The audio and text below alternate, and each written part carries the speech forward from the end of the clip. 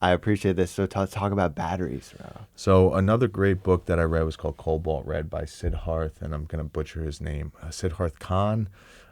For some, the name of the book, I'm always good. It's the author that I always have trouble with.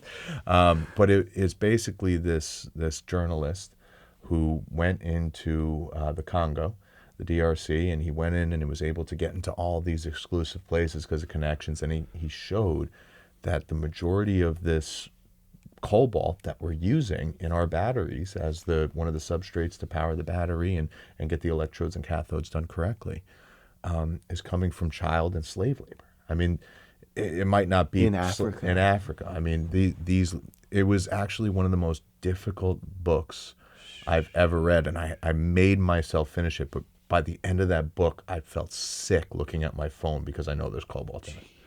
And that's one of the reasons why, personally, I won't drive an electric vehicle for my own reasons. Wow. Like, I won't have one because until we develop a battery that is based off of a different compound, because, I mean, I think you have something like 8,000, or not 8,000 pounds, but how heavy are the batteries in the Teslas? I can't remember exactly. They're heavy. They're like the whole base of the thing. It's a joke how heavy they are, but you got to think about how much cobalt is in there. And how much you make me feel awful right now. Jeez, I have a Tesla. What? But these little kids, I know, dude. Literally, one of my clients, they're getting trapped. I mean, it's horrible, dude. You're right, and we got to put our money toward. Dude, thank you for mentioning this because it's important. It exists right now, and like we're talking about, Tesla's all green. Like it's all marketing, dude. All these things, you know. Yeah. Because you see it. You guys are in that world. Yeah. It's like what you're talking about. 95% of recycling's BS. Like it's all marketing. But my point is like. And anyways, we could do this all day, guys. My one of my clients. Well, let me actually reference something on the electric vehicle. So, electric vehicles right now, to me, are in their infancy. Right, they're amazing technological marvels. Cool. They're sweet cars. Right. Once we start figuring out different ways of having these batteries without lithium, without cobalt, making them from recycled materials, I mean, there's great advancements coming out in graphene-based batteries, which is a carbon-based battery, right? So there's a lot of really cool stuff coming out.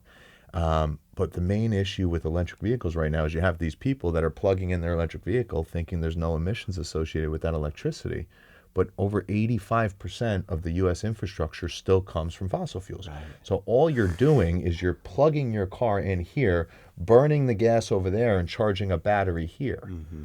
So you're burning the gas over there instead of in the car. Yeah. So you're not offsetting unless you have emissions. A solar at your house, which you could. Unless you're charging your own car at your home, but if you're I do it right into my 220, you know. Yeah. But you go to these superchargers. I mean, I've seen the funny memes and videos. There's like one of these emergency superchargers on the side of the road, and it's being powered by diesel generators. Yeah. So it's like, okay, come on. I know it's crazy.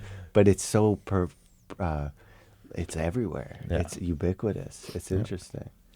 But yeah, man, the batteries, people don't know. I appreciate. One of my clients was sending me pictures of the kids in Africa and like giving me shit. He was like, give me a hard time. Like he's playing, but it's real. Like he wants me to know that Tesla, he's from South Africa, you know? He's like, this is what's going on. Well, it's not just Tesla. There's a lot of car companies out there, and Musk is doing. Yeah. I mean, at the end of the day, when you break down everything he's doing, there's some things he's doing that I disagree with, but the majority of what he's doing, to me, it looks like he's doing it for the good of humanity.